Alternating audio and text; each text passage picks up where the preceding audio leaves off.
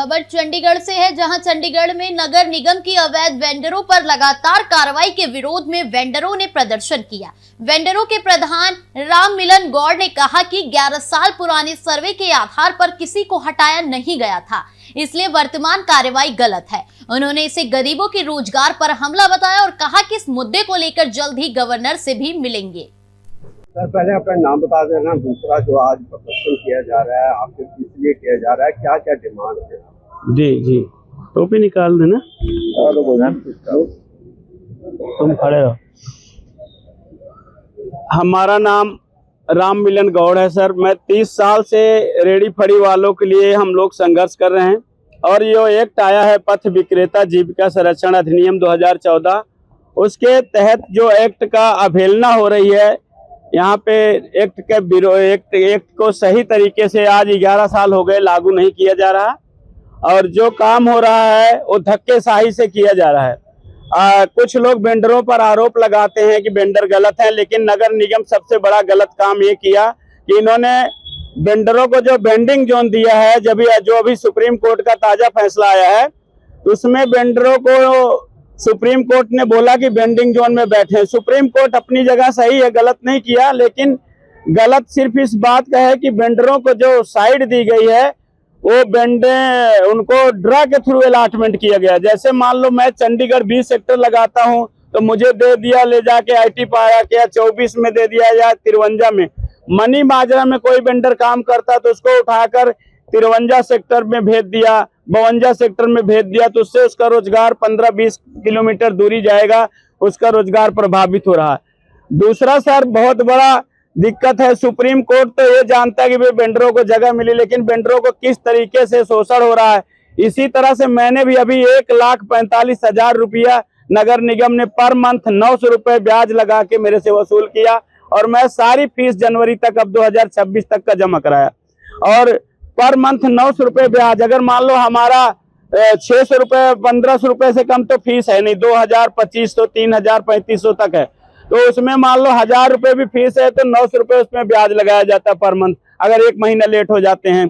तो इस तरीके से वेंडरों को जो है इन्होंने डिफाल्टर बना दिया। डिफाल्टर बनाया, उनको भेज दिया वेंडिंग जोन, जहां रोजगार नहीं चला, फीस नहीं भर पाए। उस वजह से जो है वेंडर डिफाल्टर हुआ और उसके ऊपर ब्याज समेत अभी म्युनिसिपल कॉरपोरेशन की मेयर हरप्रीत कौर बबला जी, जो इस टाइम मेयर है चंडीगढ़ नगर निगम में, उन्होंने दीपावली पे लोगों को बोला कि मैं ये तुम्हें गिफ्ट दे रही हूँ अपनी तरफ से कि आप लोग 3 किस्तों में सारे पैसे जमा कराइए। अगर जो 3 किस्तों में नहीं जमा कराएगा उसका लाइसेंस कैंसिल कर दिया जाएगा। तो सारे जो गरीब भाई थे आनन फानन में, कोई 2 जमा कराया, कोई 1 कराया, कोई 3 करा दिया। मेरा भी बाकी था, मैंने सारा जमा करा दिया, 1,44,000 रुपये इकट्ठा 2 किस्तों में मैंने भी जमा कराया। मगर दिक्कत सर ये हो रही है कि अब इन्होंने ये बोल दिया, नया फरमान कमिश्नर साहब ने जारी करते हुए बोला कि सारे वेंडरों को रात को 12 बजे तक 11 बजे जाती है गाड़ी और वेंडरों का सारा सामान उठा के ले जाते हैं, तोड़ देते हैं कि जब हम फीस भर रहे हैं तो हमें काउंटर और रेडी रखने की तो जगह मिलनी चाहिए। इतना नाइंसाफी नहीं होना चाहिए। वेंडिंग जोन में भी जाने को तैयार हैं, लेकिन वेंडिंग जोन वहां दिया जाए जहां वेंडर का काम चल सके, जहां वो रोजगार करके अपना परिवार पाल सके। ऐसी जगह भेज देते जहां उसका रोजगार ही नहीं चलता। ये जो लोग बैठे हैं, थोड़ी जगह लो, इतने सारे लोग बैठे हैं, हाथ उठाइए साथियों, सही वेंडिंग जोन मिला है? किसी को मिला? नहीं मिला सर। सब लोग बेचारे, कोई भी आदमी इससे सहमत नहीं है। तो इसके विरोध में सर आज हम लोग जो ये मांग पत्र हमने चीफ सेक्रेटरी साहब को और चंडीगढ़ के कमिश्नर साहब को देंगे और गवर्नर साहब का भी मांग पत्र हम लोग बनाए, चाहे हम जाके मिल के दे के आएंगे, चाहे हम लोग वहाँ डायरी करा के आएंगे, लेकिन ये मांग पत्र हम लोग वहां तक पहुंचाएंगे कि हम लोगों के साथ जो अन्याय हो रहा है, ये वेंडर से कोई सलाह नहीं लेता। इनका जो यहाँ आए रोज खड़े रहते हो, इनका जो चीफ आर्किटेक्ट है, उन्होंने भी ना वेंडरों से सलाह लिया, ना वेंडर के प्रतिनिधियों से सलाह लिया कि पूछा हो सर कि आपका रोजगार क्या यहाँ चल जाएगा। और सर डरा के माध्यम से आप आज हम लोग कोई एक वेंडर दुकान लगाता तो ये सोच कर लगाता है सर कि मेरा यहाँ पे 50 दुकानें हैं या 100 लोग आते, मेरा रोजगार चलेगा, चाय का चलेगा, खाने का चलेगा। तो उसको उठा के एकदम हम ले जाके पीछे मार्केट के या आउटसाइड में कहीं भेज देते तो बेचारा कहाँ से रोजगार उसका चलेगा। इस वजह से हम लोग पैसा नहीं दे पाते, डिफॉल्टर हो जाते हैं। तो इस तरीके से मेरे साथ भी हमारा सारा सामान पीछे, अब तो रिटायर हो गई भूपेंद्र कौर, मेरा सारा सामान उठा लिया, 3 बार मुझे काम नहीं करने दिया। मैं भी एक साल फीस नहीं भरा था, उसके बदले में 1 साल के बदले में 1,44,000 भरना पड़ा जुर्माना समेत मुझे। तो जबकि मैं पूरी फीस भरा हूँ पर मंथ, उसके बावजूद भी मेरे ऊपर फाइन डाल दिया कोरोना का 1 लाख रुपया 44,000 वो मैं भरा। तो इस तरीके से जो गरीब आदमी है, जो बच्चे पालता है इतनी मुश्किल से इस हालात में सर, उसके साथ क्या गुजरता है गरीब आदमी, कितनी मुश्किल से अपने बच्चे पालता है। नौकरी है नहीं सरकार के पास और जो रोजगार कर रहा है उसको छीना जा रहा है। तो इसी से मैं आपके माध्यम से सर ये बताना चाहता हूं कि गरीबों की सुनवाई हो और न्याय मिले सर, यही है।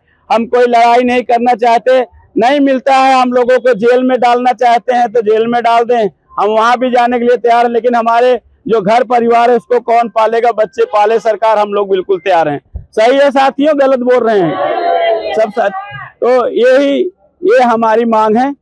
यदि आपकी मांग नहीं मानी जाती तो अगला कदम क्या है? मांगे नहीं मानी जाती तो अगला कदम सर, हम लोग वहाँ टेंट लगा के नगर निगम कार्यालय के आगे बैठेंगे और नहीं हो वहां पर बैठकर हम लोग भूख हड़ताल करेंगे। अगर वो भी नहीं मानेंगे तो मरण व्रत पे बैठेंगे। जब तक हमारी मांगे नहीं मानी जाएगी हम लोग आंदोलन चालू रखेंगे सर, जारी रखेंगे। यही है साथियों, सब लोगों को ना, सभी सहमत है ना, जेल जाने के लिए तैयार हैं? तैयार है सभी साथी इसलिए तैयार हैं सर।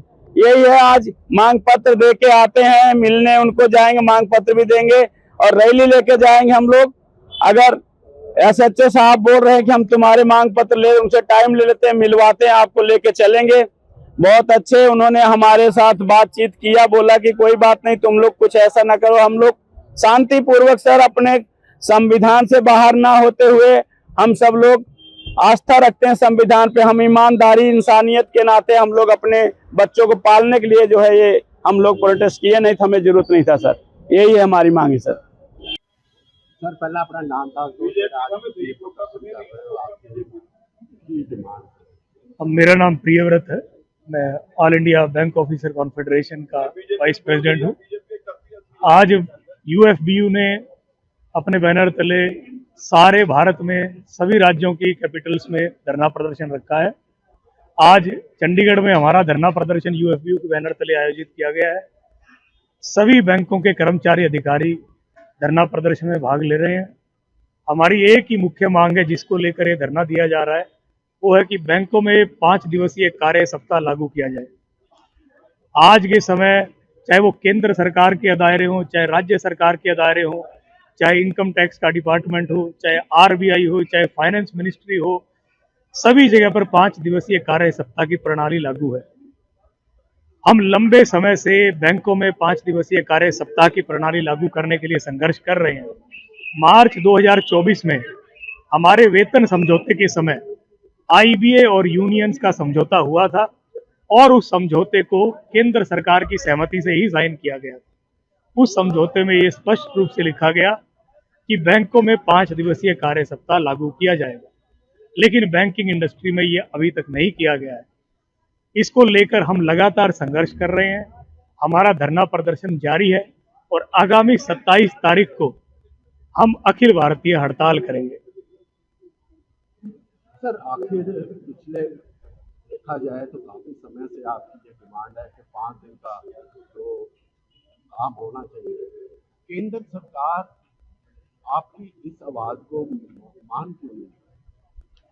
केंद्र सरकार का पहले ये कहना था कि बैंकों में अभी डिजिटल ट्रांजैक्शन बढ़ाने की जरूरत है, लेकिन आज के समय 99% कुल ट्रांजैक्शन का 99% अब डिजिटल माध्यम से हो रहा है। बैंकिंग उद्योग, बैंकिंग इंडस्ट्री इकलौती ऐसी इंडस्ट्री है जो आपको छठे और 7वें दिन अपनी सर्विसेज का विकल्प देती है। हम जो भी सेवाएं ग्राहकों को दे रहे हैं उसका छठे 7वें दिन विकल्प दे रहे हैं। यहाँ जो ये राज्य सरकार के या केंद्र सरकार के या इनकम टैक्स के RBI के दफ्तर खुले हुए हैं, उनका छठे 7वें दिन कोई विकल्प नहीं है। उसके बावजूद वो 5 दिन खुल रहे हैं और हमने छठे 7वें दिन का विकल्प उपलब्ध कराया है। हम आपके माध्यम से अपने ग्राहकों को भी यही अनुरोध कर रहे हैं कि हम आपको बैंकिंग सेवाएं 7 दिन 24 घंटे उपलब्ध करा रहे हैं, लेकिन एक कर्मचारी अधिकारी को है 5 दिवसीय कार्य सप्ताह मिलेगा। तो जो बैंक में इतना प्रेशर है, आज स्टाफ की कमी है, हमारे ऊपर काम का बोझ बढ़ा है, वो भी आपको अच्छे से सेवाएं दे पाएंगे। इसलिए हमारी ये 5 दिवसीय कार्य सप्ताह की मांग जरूरी मांग है, जायज मांग है, और केंद्र सरकार के पास अब कोई कारण नहीं बचा है कि वो इसे लागू ना करे। हमें उम्मीद है कि हमारी बात को केंद्र सरकार सुनेगी, वित्त मंत्री सुनेंगी, और जल्द से जल्द 5 दिवसीय कार्य सप्ताह प्रणाली लागू की जाएगी। जब ये हड़ताल की जाएगी, पूरे भारत में जितने भी बैंक हैं वो बंद रहेंगे या प्राइवेट? अखिल भारतीय हड़ताल यूएफबीयू के बैनर तले जब होगी तो भारत के सभी बैंक, सभी कर्मचारी अधिकारी 27 तारीख को हड़ताल पर रहेंगे। 24 और 25 तारीख की चौथे शनिवार की और इतवार की छुट्टी है। 26 जनवरी हॉलिडे है और 27 जनवरी को हमारी हड़ताल है। तो ये जो हड़ताल है, इस हड़ताल में सभी कर्मचारी अधिकारी, सभी बैंकों के सभी शाखाएं बंद रहेंगी।